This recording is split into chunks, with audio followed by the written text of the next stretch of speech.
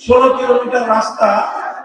সকাল থেকে শাইখুল হাদিস রহমাতুল্লাহ আলাইহির বয়স তখন প্রায় 80 বছরের কাছাকাছি। সেই বয়সে উনি ওখান থেকে ওনার নেতৃত্বে মুসলমানেরা পায়ে হেঁটে ঝিকর গাছা পর্যন্ত এসে পৌঁছেছেন। আমি তখন ছাত্র, আমার বয়স তখন 16 বছর। আমিও সেই ইমানি কাফেলায় ছিলাম। যশোর থেকে ঝিকর গাছা পর্যন্ত পায়ে হেঁটে আমরা এসেছিলাম এবং সেখানে সেই ইমানি নুরানি কাফেলার উপর গুলি হয়েছিল। 2 জন মুসলমান শাহাদাত বরণ করেছিলেন। বাবরি মসজিদ লংমার্চ এখানে সমাপ্ত হয়েছিল এই ঝিকর গাছা। ইতিহাসের পাতায় ঝিকর গাছা নামটা সর্বাক্ষরে লিপিবদ্ধ থাকবে। যখনই বাবরি মসজিদের কথা আসবে, বাবরি মসজিদকে ওরা ভেঙে ফেলেছে। তারপর সেখানে 500 বছরের ইতিহাসকে মুছে ফেলে একটা কলঙ্কিত রায়ের মাধ্যমে সেখানে রাম মন্দির নির্মাণ করার সিদ্ধান্ত নিয়েছে। সেখানে রাম মন্দির নির্মাণ করেছে, কিন্তু যারা বাতিলের পথে থাকে তারা যতই জৌলুস দেখাক না কেন, তাদের অন্তরের মধ্যে সবসময় আতঙ্ক এবং ভীতি কাজ করে। আল্লাহ পাক রব্বুল আলামিন হকের মধ্যে, সত্যের মধ্যে এই সাহস দিয়েছেন। সত্যের পথে যারা থাকে তারা দুর্বল থাকলেও, তারা সংখ্যায় কম থাকলেও, তারা সর্বদিক থেকে সংখ্যায় শক্তিতে দুর্বল থাকলেও তাদের অন্তরের মধ্যে একটা সাহস থাকে। আর মিথ্যাপন্থীরা সংখ্যায় যতই বেশি থাকুক, শক্তিতে যতই বলিয়ান হোক, তাদের অন্তরের মধ্যে একটা ভীতি থাকে, ভয় থাকে। আজকের হিন্দুত্ববাদী শক্তি তারা মুসলমানদের 500 বছরের ইতিহাসকে কলমের খোঁচা দিয়ে মুছে ফেলতে চেয়েছে এবং সেখানে আল্লাহর ঘর বাবরি মসজিদের জায়গায় রাম মন্দির নির্মাণ করেছে। মনে করেছে যে এটাই মনে হয় ইতিহাসের শেষ অধ্যায়। আল্লাহর কসম খেয়ে বলি, এটা ইতিহাসের শেষ অধ্যায় নয়, বরং এই অধ্যায়ের পরে আবার নতুন ইতিহাস রচিত হবে। রাম মন্দিরের জায়গায় আবার বাবরি মসজিদ পুনর্নির্মাণ হবে। এই ভয় এবং এই আতঙ্ক হিন্দুত্ববাদীদের অন্তরের মধ্যে আছে। এই জন্য আমি সাধারণ একজন মানুষ, আমি খুঁজে পাই না যে আমাকে এত ভয় পাই। তার মূল কারণ হলো এই জায়গাটাতে আমি ঘোষণা দিয়েছিলাম যে বাবরি মসজিদের এই চেতনা মুসলমানদের হৃদয় থেকে আমরা মুছে যেতে দেব না। আমরা আমাদের প্রজন্ম থেকে প্রজন্ম পর্যন্ত এই চেতনার মশাল আমরা জ্বালিয়ে যাব। আমরা না পারলে আমাদের সন্তানদেরকে আমরা ওসিয়ত করে যাব, তারা না পারলে তাদের সন্তানদেরকে তারা ওসিয়ত করে যাবে। আজ না পারলে 100 বছর পর আমরা আবার আল্লাহর ঘর বাবরি মসজিদকে পুনরুদ্ধার করেই ছাড়বো ইনশাআল্লাহ। মনে রাখবেন, আল্লাহর যেই জমিনে একবার আল্লাহর কোন ঘর মসজিদ নির্মিত হয়, কিয়ামত পর্যন্ত সেই মসজিদের জায়গায় অন্য কোনো কিছু নির্মাণ করার বৈধতা নেই। সেটা আল্লাহর জন্য পার্মানেন্ট হয়ে যায়। 500 বছর আগে মোগল স্থপতি, মোগল সাম্রাজ্যের স্থপতি বাদশাহ বাবর, তিনি আল্লাহর ঘর বাবরি মসজিদ নির্মাণ করেছিলেন। 500 বছর পর এসে কল্পিত রাম মন্দিরের, রামের জন্মস্থানকে আবিষ্কার করে কাল্পনিক একটা গল্প সাজিয়ে মুসলমানদের হৃদয়কে ক্ষতবিক্ষত করা হয়েছে। আমরা কোনো জুলুম করব না।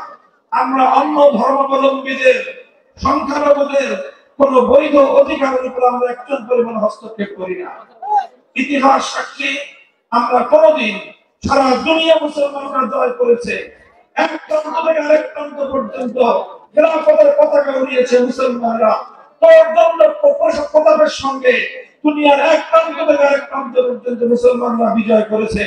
কিন্তু কোনদিন অন্যায় ভাবে গায়ের জোরে কোন সংখ্যালঘুদের কোন উপাসনালয়কে তারা মসজিদে রূপান্তরিত করে। হ্যাঁ, অনেক জায়গায় এমন হয়েছে, এখনো হয়। যারা ইউরোপিয়ান ওয়ার্ল্ডে থাকেন, পশ্চিমা বিশ্বে থাকেন, তারা জানেন সেখানে খ্রিস্ট ধর্মের ব্যাপক অনুসরণ, কিন্তু খ্রিস্টানরা ব্যাপকভাবে তারা তাদের ধর্মীয় রীতিনীতির প্রতি আগ্রহ হারিয়ে ফেলছে। গির্জা যায় না, না যাওয়ার কারণে গির্জাগুলো পতিত থাকে। এক সময় গির্জা কর্তৃপক্ষ তাদের গির্জাগুলোকে বিক্রি করে দিয়েছে।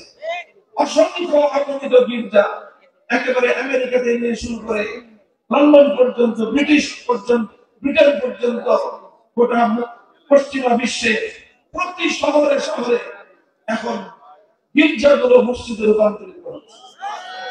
জোর করে নয়, গায়ের জোরে নয়, বরং খ্রিস্টানরা তারা তাদের ধর্মীয় উপাসনালয় ত্যাগ করে মুসলমানদের কাছে স্থাপনা হিসেবে বিক্রি করে দিচ্ছে। মুসলমানরা গির্জাকে সংস্কার করে মসজিদ বানাচ্ছে, যেখানে শত বছর পর্যন্ত আল্লাহু আকবারের আযানের ধ্বনি নিষিদ্ধ ছিল। আর ইউরোপের শহরে শহরে আল্লাহু আকবারের আযানের আওয়াজ উচ্চারিত হচ্ছে। এই আওয়াজ শুরু হয়েছে, থামবে না।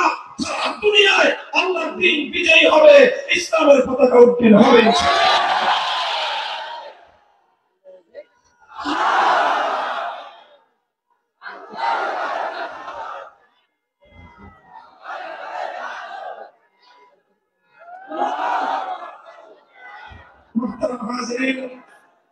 কথা এইটা একটা প্রসঙ্গ বললাম, জিগর কাছা নাম দেখে আমার ইতিহাস মনে পড়ে গেল। আজ থেকে প্রায় ৩৩ বছর আগের ইতিহাস, আমার নিজের চোখে দেখা ইতিহাস এবং আমার নিজের সংশ্লিষ্টতার ইতিহাস। কাজেই আপনারা জিগর কাছাবাসী, আপনাদের অধিকার, আপনাদের আগামী প্রজন্মের অধিকার জিগর কাছার অন্য সব ইতিহাসের পাশাপাশি আপনারা বাবরি মসজিদের ইতিহাস সংরক্ষণ করবেন। এই অধিকারটাকে এবং এই চেতনাকে, মসজিদের এই চেতনা, বাবরি মসজিদের চেতনার এই মশাল প্রজন্ম থেকে প্রজন্ম পর্যন্ত আমাদেরকে ছড়িয়ে দিতে হবে। আল্লাহ আজকে আমার এই আপনাদের মাঝে আসার উপলক্ষ তৈরি করেছেন আপনাদের সকলের জনপ্রিয়, আমাদের অত্যন্ত শ্রদ্ধা ব্যক্তিত্ব, বাংলাদেশের একজন শিল্পপতি হিসেবে পরিচয় দিয়েছেন। আমি বলি যে না, শিল্পপতি হল প্রধান পরিচয় নয়, মানুষের কল্যাণ, মানব সেবা হল প্রধান পরিচয়। আল্লাহ দুনিয়ার সম্পদ অনেককেই দেন, কিন্তু সবাইকে সেই সম্পদ মানবতার জন্য, ইসলামের জন্য, মানুষের কল্যাণে ব্যয় করার তৌফিক আল্লাহ সকলকে দেন। এটা আমরা যাকে দেন, যাদেরকে দেন, তারা পরম সৌভাগ্য লাভ করে। ডক্টর মহিউদ্দিন সাহেব, আমি দোয়া করি আল্লাহ পাক রব্বুল আলামিন এই যে কল্যাণ ওনাকে দিয়েছেন, এই কল্যাণটা বৃদ্ধি করে দেন। আমিন। হাদিসের মধ্যে আল্লাহ রাসূল সাল্লাল্লাহু আলাইহি ওয়াসাল্লাম ইরশাদ করেছেন, লা হাসাদা ইল্লা ফিসনাইন, লা হাসাদা ইল্লা ফিসনাইন, রাজুলুন আতাহু আল্লাহু মালান ওয়াসাল্লাতাহু আলা হালাকাতিহি ফিল হাক্কি, ওয়া রাজুলুন আতাহু আল্লাহু আল-কুরআন فيقوم به آناء الليل وآناء النهار। দুই ব্যক্তি এই পৃথিবীতে ঈর্ষণীয়, তাদেরকে দেখে মনের মধ্যে ঈর্ষা জাগা উচিত যে হায়, আমিও যদি ওই ব্যক্তির মতো হতে পারতাম। দুনিয়ার ক্ষমতা দেখে ঈর্ষা করার কিছু নাই, দুনিয়ার সম্পদ দেখে ঈর্ষা করার কিছু নাই। যে অমুকে এত সম্পদের মালিক, অমুকে এত টাকা পয়সা ওয়ালা হয়েছে, অমুকে এত বাড়ি গাড়ির মালিক হয়েছে, ঈর্ষা করার কিছু নাই। অমুকে এত ক্ষমতা পেয়েছে, এত প্রভাব পেয়েছে, এমপি, মন্ত্রী, মিনিস্টার, প্রধানমন্ত্রী হয়ে গিয়েছে, এগুলো মুসলমানদের কাছে কোন লোভনীয় বিষয় নয়। পৃথিবীতে মুসলমানের কাছে লোভনীয় বিষয় আল্লাহর পয়গম্বর বলছেন কেবলমাত্র দুটি বিষয়।